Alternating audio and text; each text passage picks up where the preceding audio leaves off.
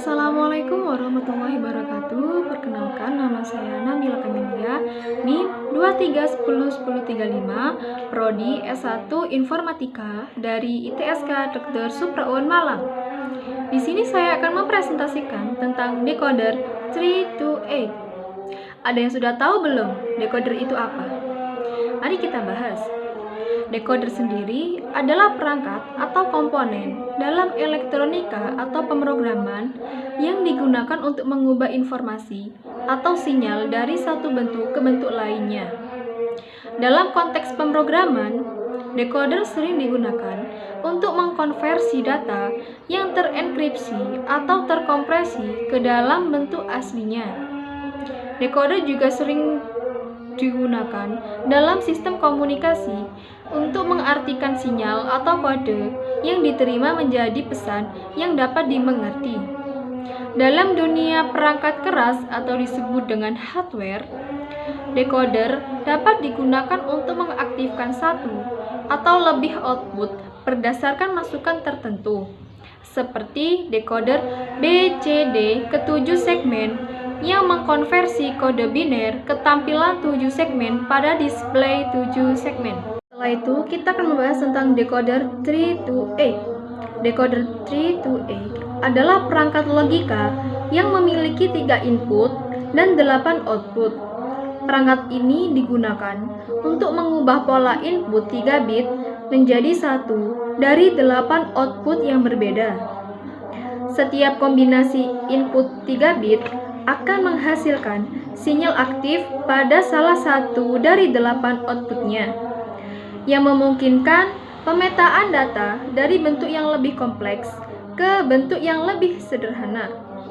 Biasanya, decoder 328 akan memiliki tabel kebenaran yang menunjukkan bagaimana setiap kombinasi input menghasilkan output yang sesuai. Decoder adalah sebuah komponen dalam berbagai aplikasi komputasi, terutama dalam konteks pemrosesan data atau komunikasi.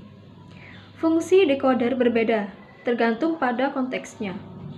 Beberapa contoh fungsi decoder termasuk 1. Pemahaman data. Dalam konteks pemrosesan data, decoder dapat digunakan untuk mengubah data yang telah di-encode dalam bentuk yang tidak mudah dibaca menjadi bentuk yang lebih mudah dimengerti. Contohnya, dalam komunikasi digital, data sering di-encode sebelum dikirimkan melalui saluran komunikasi, dan decoder digunakan di sisi penerima untuk mengembalikan data ke bentuk semula. Kedua, dekompresi. Dalam aplikasi pengarsipan dan kompresi data, decoder digunakan untuk mengembalikan data yang telah dikompresi ke bentuk aslinya.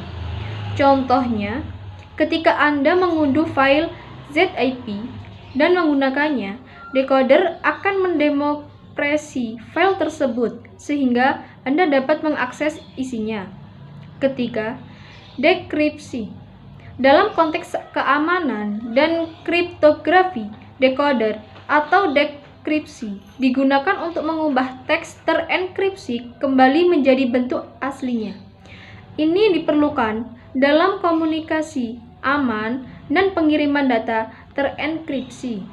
Selanjutnya, yang keempat adalah decoder video dan audio.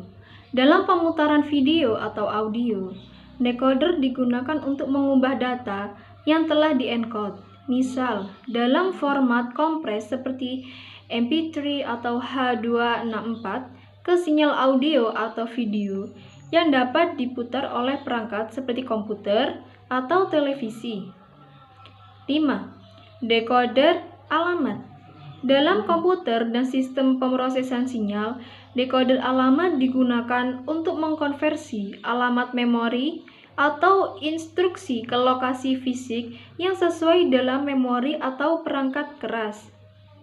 Fungsi decoder sangat bervariasi tergantung pada konteks aplikasinya, tetapi pada dasarnya decoder digunakan untuk mengubah data yang di-encode atau terenkripsi ke dalam bentuk asli atau mudah dimengerti. Berikut kita akan membahas tentang syarat decoder.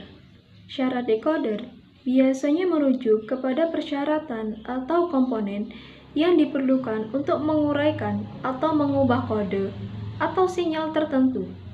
Decoder umumnya digunakan dalam konteks elektronika dan pemrograman. Contoh syarat decoder dapat meliputi 1. Input. Decoder memerlukan sinyal atau kode masukan yang akan diuraikan. 2. Tabel kebenaran. Decoder seringkali menggunakan tabel kebenaran untuk menghubungkan setiap kombinasi input dengan output yang sesuai. Ketiga, jumlah output. Anda perlu menentukan berapa banyak output yang dibutuhkan. Misalnya, decoder 3 to 8 memiliki 3 input dan 8 output. Yang keempat, jenis decoder. Ada berbagai jenis decoder seperti decoder biner, decoder BCD, binary coded decimal, dan lain sebagainya. Pilih jenis yang sesuai dengan kebutuhan Anda. 5. Logika coding. Anda perlu menentukan logika coding atau cara output dihasilkan dari input.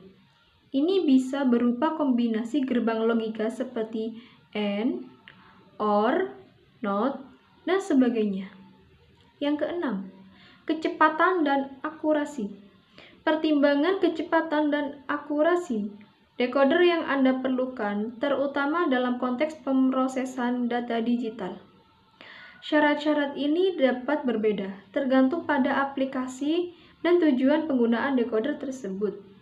Decoder 3 to 8 biasanya digunakan dalam berbagai aplikasi, seperti dalam sistem pemrosesan data, pengendalian perangkat keras, dan perancangan otomatis.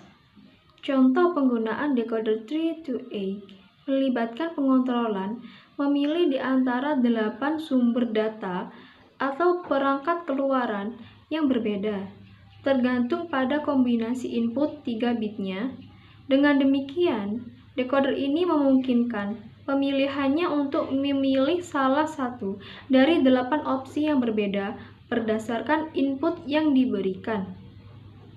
Penting untuk diingat bahwa decoder 3 to 8 adalah salah satu komponen dasar dalam desain elektronika digital yang lebih kompleks dan sering digunakan dalam konjungsi dengan elemen-elemen lain seperti encode, multiplexer, dan demultiplexer untuk mengatur dan mengarahkan aliran data dalam sistem digital. Mungkin itu saja yang bisa saya sampaikan. Apabila ada kesalahan dari saya dan kekurangan saya dalam menjelaskan materi tersebut, saya mengucapkan mohon maaf sebesar-besarnya. Saya akhiri. Wallahul muwafiq ila aqwamit thoriq. Wassalamualaikum warahmatullahi wabarakatuh.